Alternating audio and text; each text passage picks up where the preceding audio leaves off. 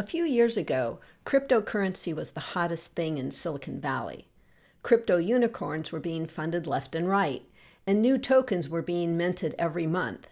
And both the companies and the crypto were soaring in value. And then it all went to shit. Heather thinks about software. That's old news, but this year crypto hit a new low. First, the trial of Sam Bankman-Fried, CEO of the now bankrupt crypto exchange cum Ponzi scheme, FTX, is starting to reveal the depth of malfeasance from the biggest crypto unicorn. As evidence comes out of the extent of SBF's moral as well as financial bankruptcy, crypto's already tarnished reputation is now down in the mud. You see, part of the problem with FTX was its participation in pump and dump schemes that used depositor funds to prop up cryptocurrencies and gave its own affiliates advantages in trading. This means that the market for tokens was neither free nor fair, belying the DeFi utopia hawked by the crypto bros.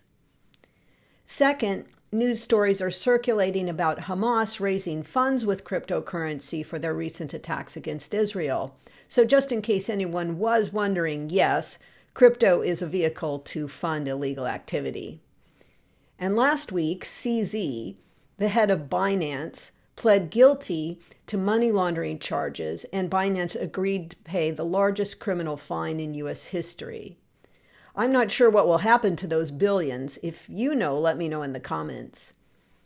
Binance is still in business, but it's doing contortions to set up a new U.S. entity that will operate within the law. Meanwhile, U.S. regulators continue their vendetta against cryptocurrencies, claiming they should be regulated as publicly traded securities or perhaps not lawful at all. You don't have to believe me. The SEC was just threatened with sanctions for lying in its application for a temporary restraining order against DebtBox, a crypto trading platform. The future for crypto right now is bleak, so that makes me think, what is left for crypto, DeFi, and blockchain? Maybe more than you think. First, blockchain. Crypto and DeFi are not the only uses of blockchain, a brilliant technology that's been around for quite a long time. One well-known use is NFTs, though that use has also been subject to pump and dump schemes.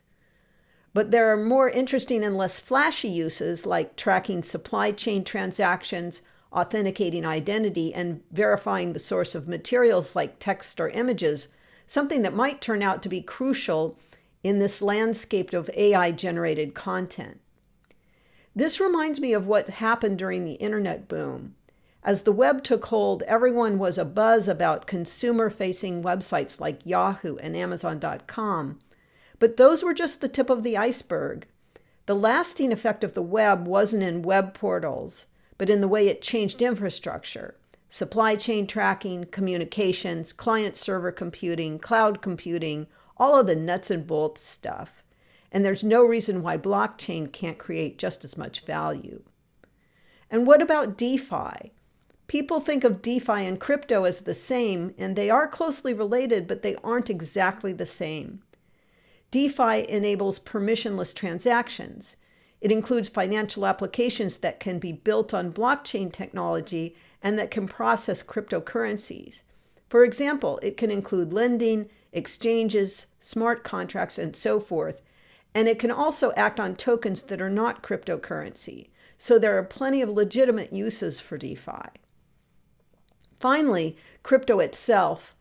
While many cryptocurrencies have crashed, at least two, Bitcoin and Ether, are still pretty stable these days. That's in part because Bitcoin has a finite money supply, whereas many of the failed junk cryptocurrencies allowed their creators to effectively print up money. That works with cryptocurrencies about as well as it does with any kind of money. In the end, it makes a few people rich in the short run and almost everyone poor in the long run. But crypto can and certainly will include so-called fiat currencies used by governments like China's digital yuan. By the way, I'm probably pronouncing that wrong. Using cryptocurrency for casual transactions is not very workable right now, but it seems inevitable that those technical issues in clearing transactions will be reduced. Let's hope we can still find the good in these technologies. In the immortal words of the Osmonds, one bad apple don't spoil the whole bunch. What do you think about crypto? Is it dead or likely to just get co-opted by fiat currencies? Tell me what you think in the comments.